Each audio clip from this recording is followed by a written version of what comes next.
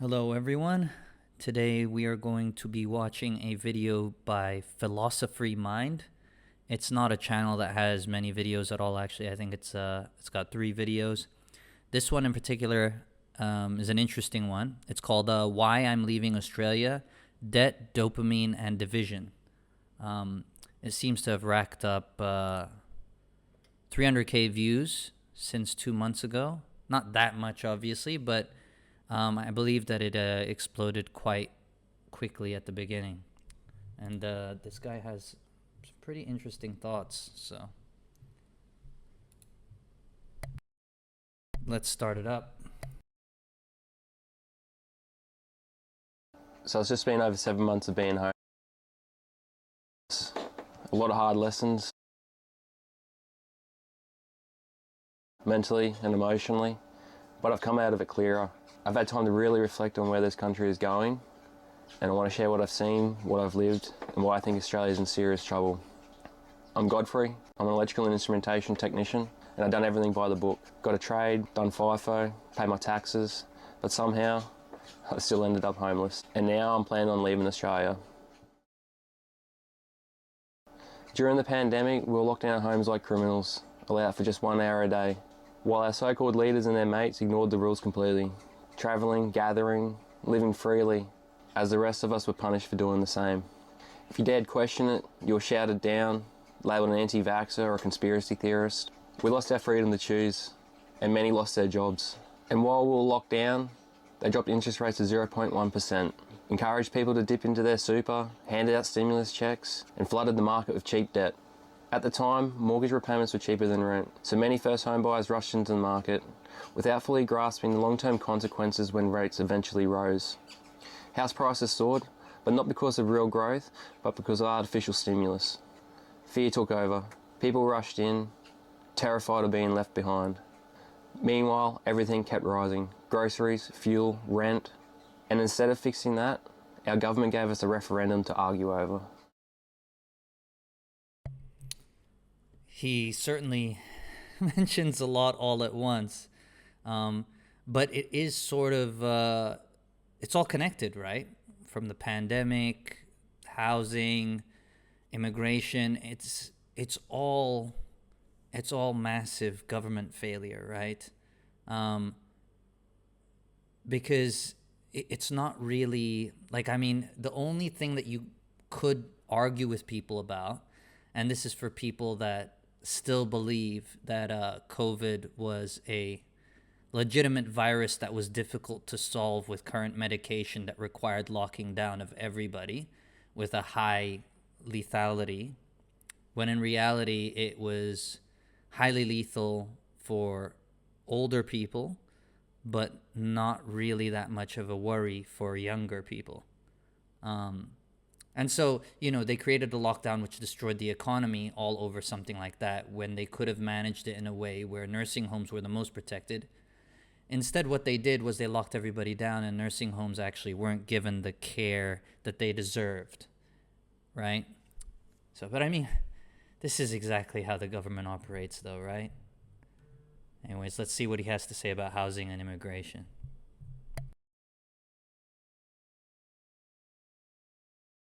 Over the past few years, they've ramped up immigration at a scale the system can't absorb. That's my issue. Not immigration itself, but the reckless speed and volume. It's pouring fuel on the housing crisis. Vacancy rates are at rock bottom. Lines at rental inspections stretch down the block. Families are living in tents. We see this every day. It's exhausting just trying to find something half decent. And what they ask for it is daylight robbery. And even then, you're up against 50 others. In the past 12 months, I've dealt with 2 different real estate agents. One handed us a home infested with cockroaches and rats, completely unlivable. And the other left us in a flood-damaged property, refusing to take action during an emergency situation, saying they were only allowed to spend up to $250 for maintenance. They ignored our concerns completely. That was the final straw that pushed us into homelessness. There's no accountability anymore. And with vacancy rates so low, they know they can get away with it.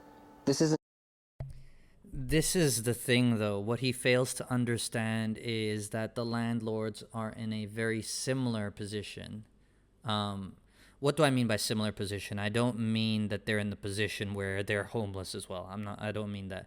But they're in a position where being a landlord has become so heavily regulated now on what you're allowed to do and what you're not allowed to do that they barely make a profit. And so they're only making money upon sale of the property. And so it's a capital gain, right? Based off of their cash flow month to month, based on the rent that you're paying, they're barely making anything back with that, between the agency fees, between the council rates and everything else that they have to pay. They're barely making anything. So basically, people invest in the property market in Australia to make the capital gain upon sale. And so this is another one of the problems, right? So it's like it's bad for both ends. The landlord, it's difficult on the landlord because he owns an asset that he can't fully make money on because of all the regulations.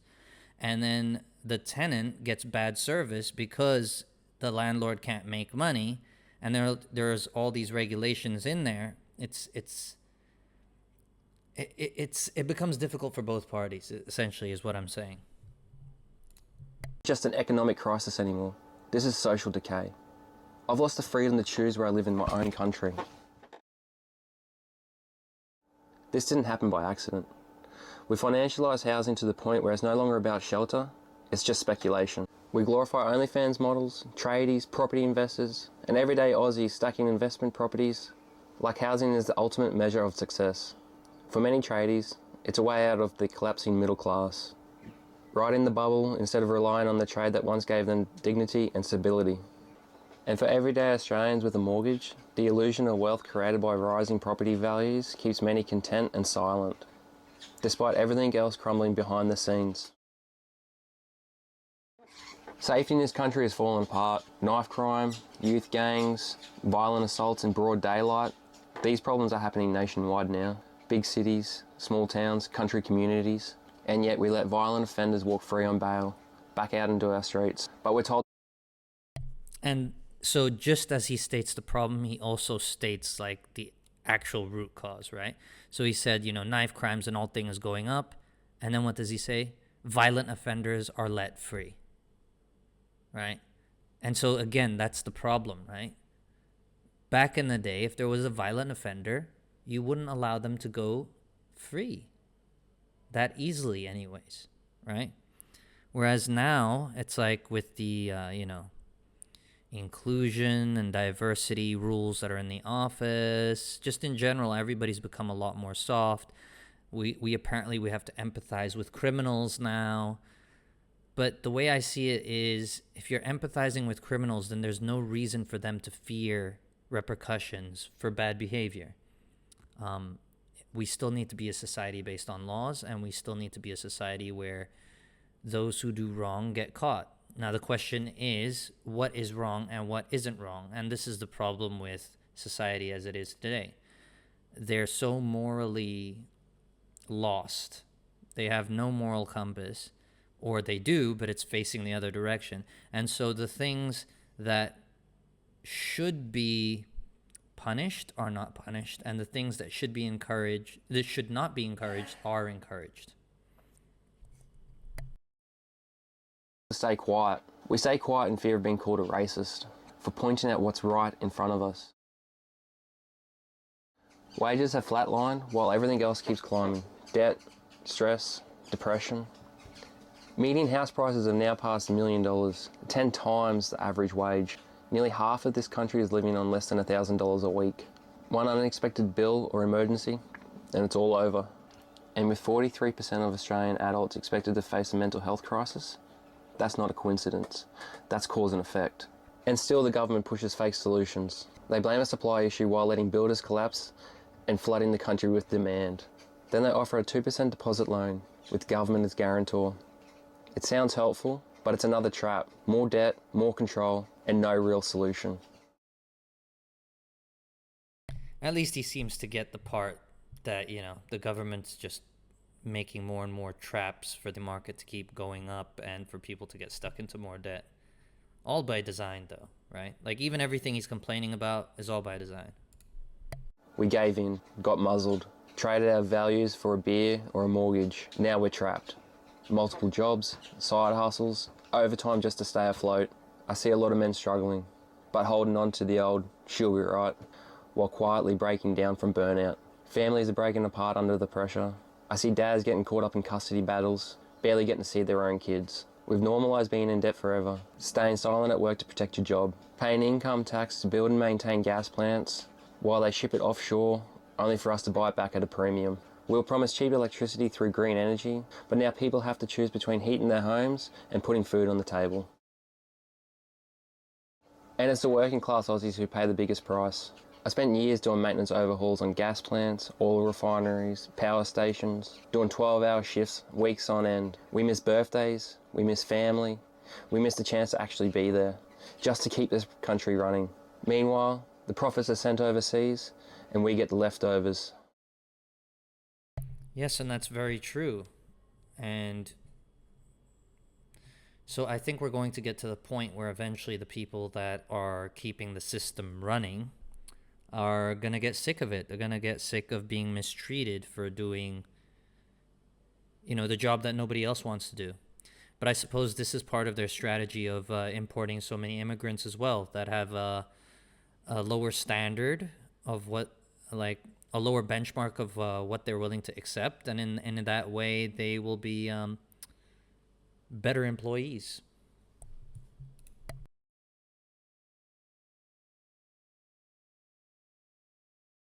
This system doesn't care about us.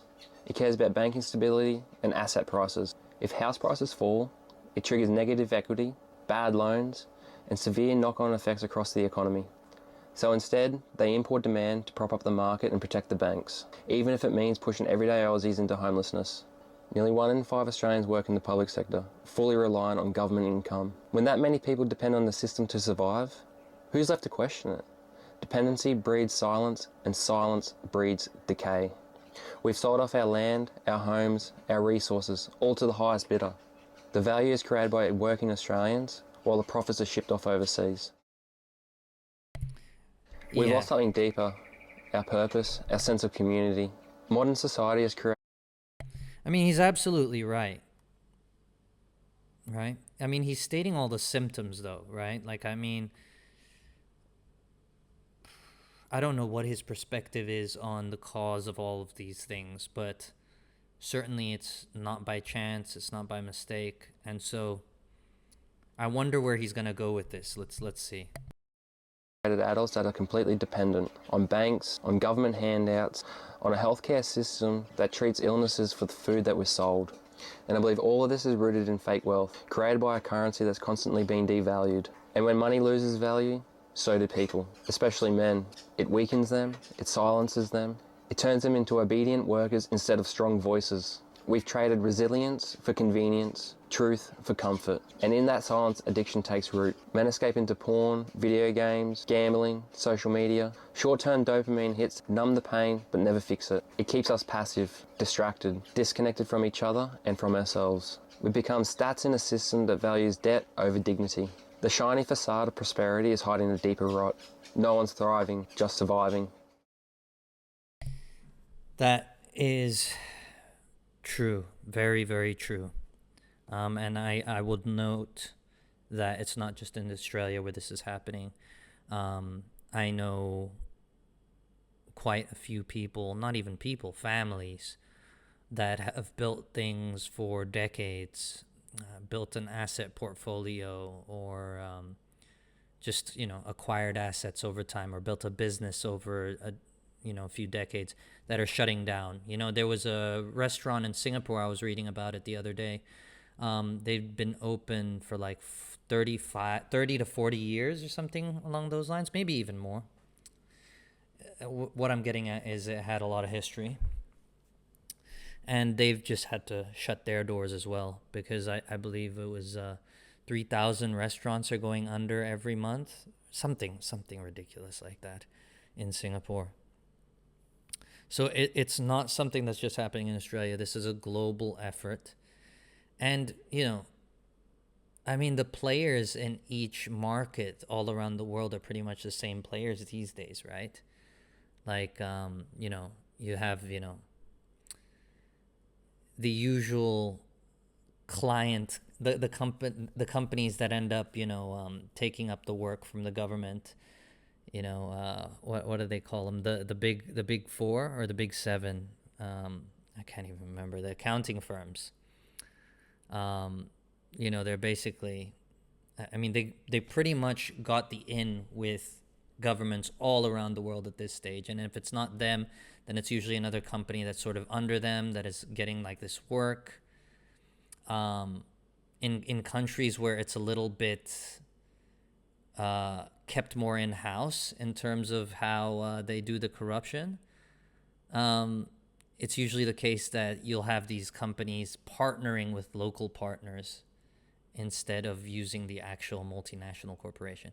But essentially, I think like it's all the same group of people that are providing the same sort of services to every government. And I know for a fact, having worked in one of them, that, there's coordination, like the team in Australia who works with the government will speak with the team in America that works for the government. So there's a lot of coordination on the private side. But on the public side, obviously, that city in America probably doesn't really talk much to the city of where I was working, right? But it's just interesting. It's just things are not the same as they were. We've become a world dominated by corporations, and you can tell this.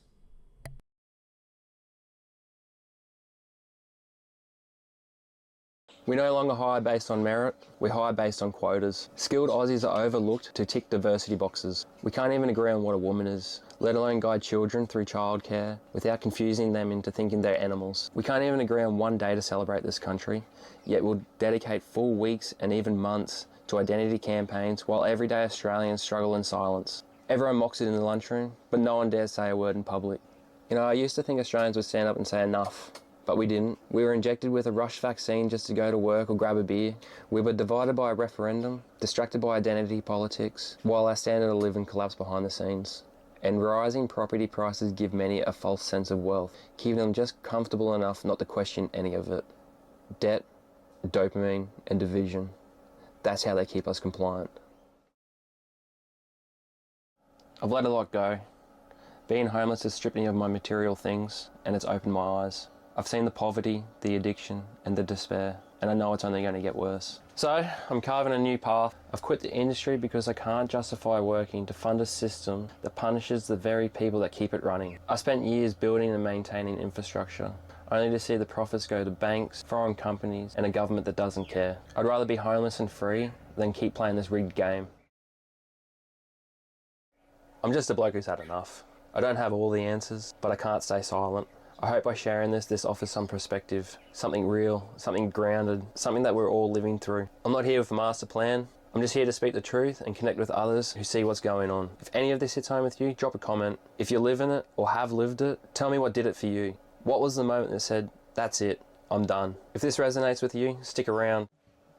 This is the new normal they promised us, and I want no part of it.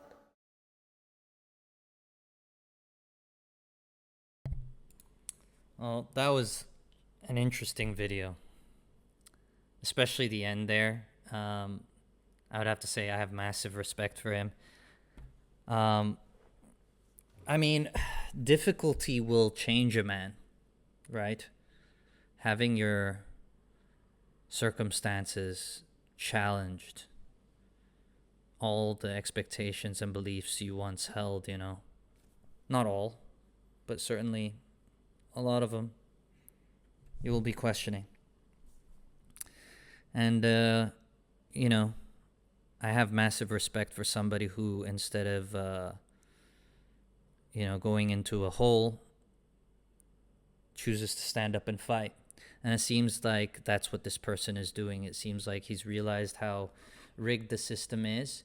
And with that, he is taking his fate into his own hands and trying to move forward with something. And this is what a lot of us need to do. And I think his invitation at the end to comment and potentially have a dialogue, I think is very, very good. because from my perspective, as I said, the only way we are going to defeat this is with unity, with collaboration. What we don't really discuss is the nature of this system, right? The nature of this system essentially is all based around money, and money is what they use to control us to do their bidding. And when we decide that material wealth like that, I mean, obviously you have to reach a certain level where you're not really thinking about survival anymore, or you've found another method of surviving as opposed to working a job that pays you money, right? But I mean, essentially, they take our freedom of being able to do what we want by controlling the monetary system, right? And once we can get to the stage where we don't rely or think in terms of that monetary system anymore, and we're willing to help each other based outside of that, I think that's when we're going to really, really see things improve. Because right now it's being made to sort of devolve on purpose. From what I see, everything that he discussed in this video is not something that, firstly, that's happening locally to Australia. It's something that's happening globally. And on top of that, it doesn't seem at all to be by mistake, right? They are printing even more money currently, which is going to lead to even more inflation. It's going to lead to the entire system just getting more and more over leveraged. And I think the only thing that's going to happen is it's going to pop, and it's going to be a long way down. The fall is going to be a big one. And as long as we can establish small tribes of people working together that have a similar mindset of not relying on this system and being free of it, I think we will make it through.